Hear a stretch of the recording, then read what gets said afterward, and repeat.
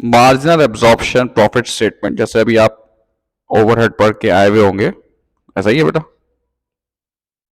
ठीक है, ओवरहेड्स आप पढ़ के आए हुए होंगे, जैसे कि आपने देखा होगा कि वहां पर एक जॉब कॉस्ट आती है, direct material for example 20, direct labour 10, फिर आप ओवरहेड्स असेंबली डिपार्टमेंट का एक फॉर एग्जांपल रेट होता है, उसको हम आर से मल्टीप्लाई करते हैं। फिनिशिंग डिपार्टमेंट का एक रेट होता है, उसको हम फिर उसके आर से मल्टीप्लाई करते हैं 20, 20, 30, 56, इज दैट राइट? इस तरह से हम कॉस्ट जो है वो निकालते हैं।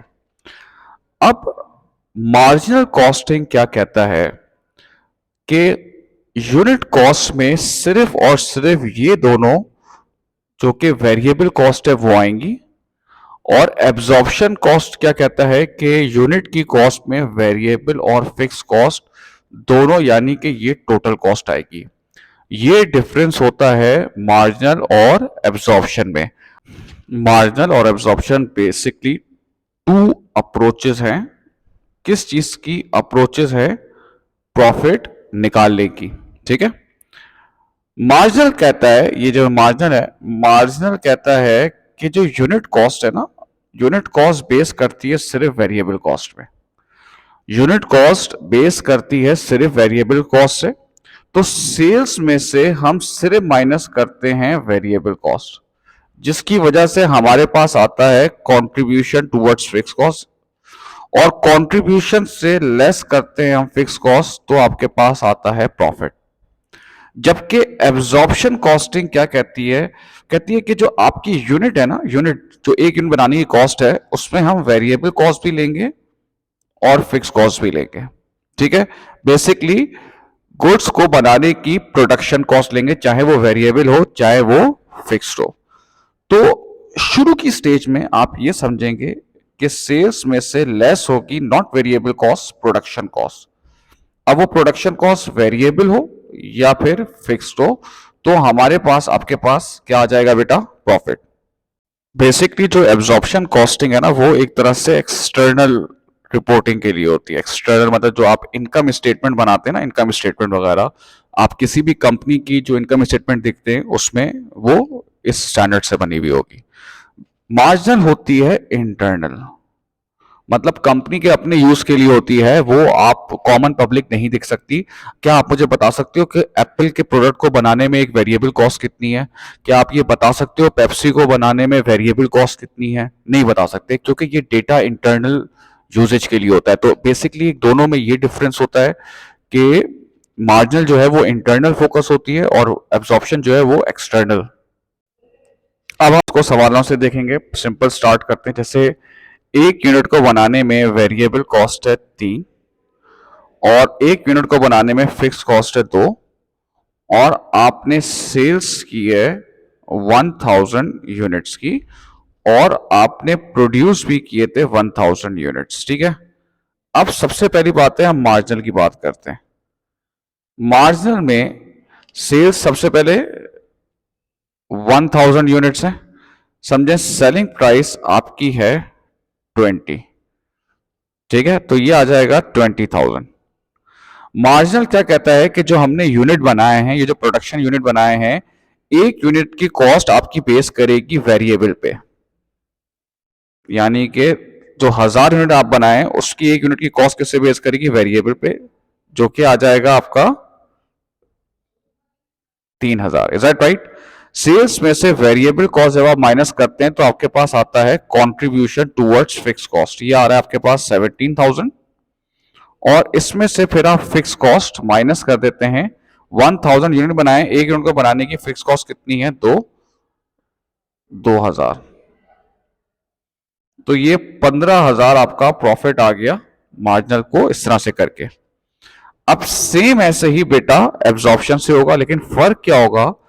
एब्जॉर्प्शन कहता है कि एक यूनिट की कॉस्ट को बनाने में वेरिएबल कॉस्ट भी आएगी और फिक्स कॉस्ट भी आएगी। वेरिएबल कितना है? 3, फिक्स कितना है? 2, मिला के कितना हो गया? 5।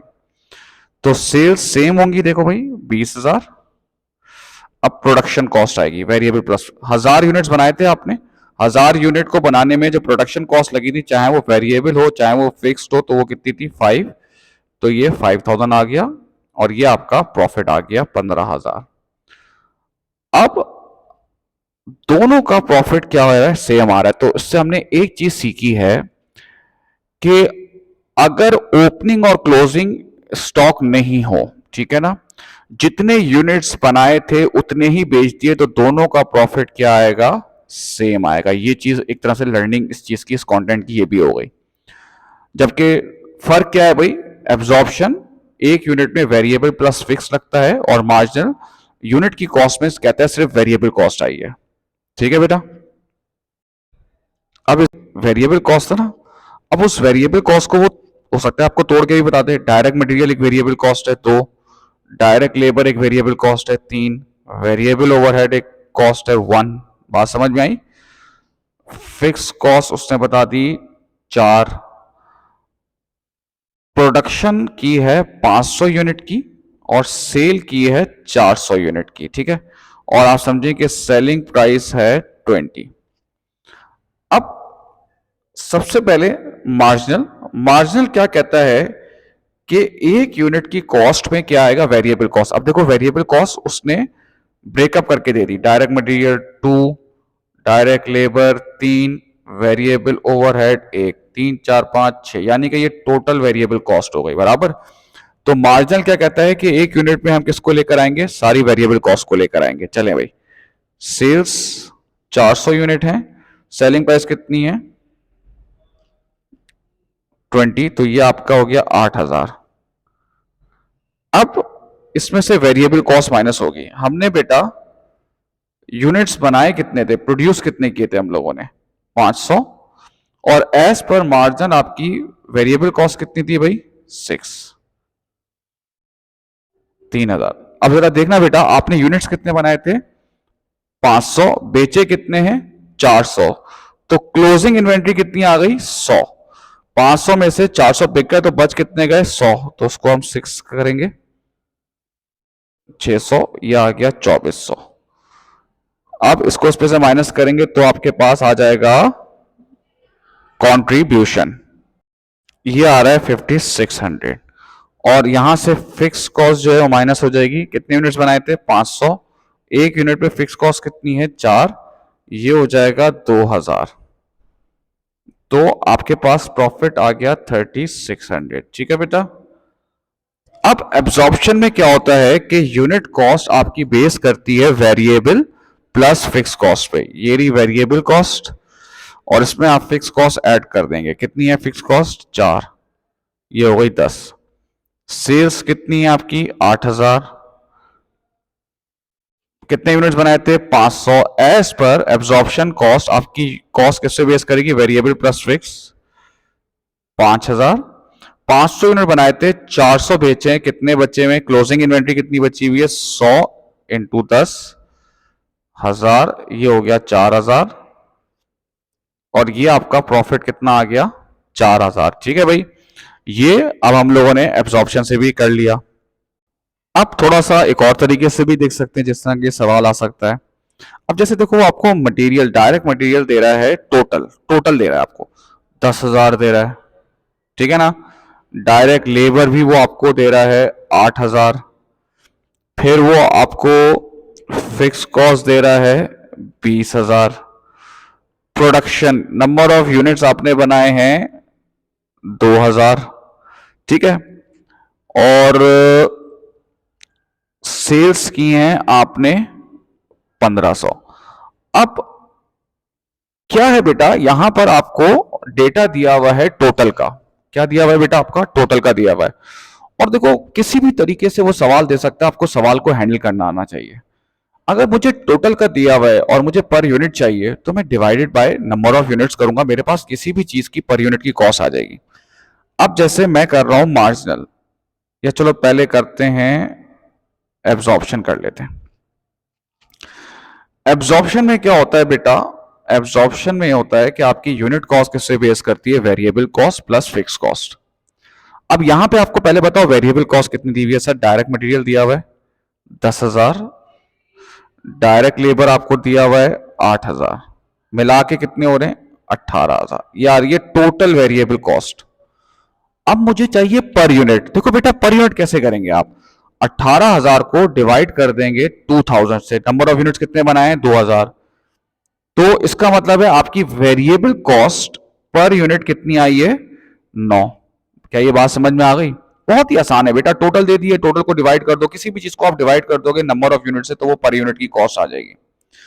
अब क्योंकि एब्जॉर्प्शन आपकी बेस करती है variable cost plus fix cost, तो अब जरा देखो फिक्स कॉस्ट, अब देखो फिक्स कॉस्ट भी आपको टोटल दी हुई है, देखो टोटल दी हुई है, यहां लिखा हुआ है टोटल, मुझे क्या चाहिए पर यूनिट, ये रहा total fix cost 20,000, number of units कितने 2000, इसका मतलब है फिक्स कॉस्ट पर यूनिट कितनी आ रही है 10, तो आपकी कॉस्ट टोटल कितनी बन गई, वेरिएबल प्लस फिक्स बन गई आपकी 19। बात समझ में आती है बेटा आपको? अब हम एब्जॉर्प्शन से करेंगे इसकी प्रॉफिट निकालना सीखेंगे। अब सेल्स है 1500, अब इमेजिन करें आपकी दी हुई है आपको 30,000, सेलिंग प्राइस 30 दी हुई है, तो ये आ जाएगा 45,000। अब एज पर एब्जॉर्प्शन आपकी यूनिट कॉस्ट किससे बेस करेगी, वेरिएबल प्लस फिक्स। हमने कितने यूनिट्स बनाए, हमने 2000 यूनिट बनाए, एक यूनिट की कॉस्ट कितनी है 19, तो अब हम इसको मल्टीप्लाई कर लेंगे 19 को 38,000। हमने कितने यूनिट्स बनाए थे 2000, सेल कितने की है 1500, बचे हुए कितने 500, तो 500 मल्टीप्लाई बाय 19, ये आ गया 9,500। अब 38,000 में से माइनस कर देंगे 9,500, ये आ जाएगा 28,500, और ये उसमें से माइनस कर देंगे तो आपके पास आ जाएगा प्रॉफिट 16,500। अब अगर सेम चीज मैं मार्जिनल से करूंगा, बेटा मार्जिनल में क्या होता है, यूनिट कॉस्ट बेस होती है ओनली वेरिएबल कॉस्ट पे, ठीक है ना, तो सेल्स तो सेम आ जाएगी, कितनी आ जाएगी 45,000। अब जो आपकी जो प्रोडक्ट की कॉस्ट है उसमें वो बेस करेंगे सिर्फ और सिर्फ वेरिएबल कॉस्ट। हमने कितने यूनिट बनाए थे 2000, एक यूनिट को बनाने की वेरिएबल कॉस्ट देखो कितनी थी बेटा 9, 18,000। हमने कितने यूनिट बनाए थे 2000, बेचे कितने हैं 1500, बचे हुए कितने हैं 500, 4500। ये 18,000 में से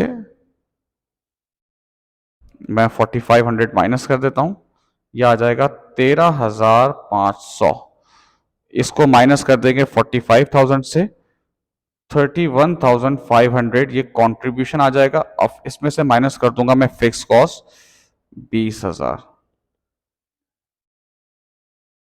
तो ये आपका प्रॉफिट आ गया 11,500।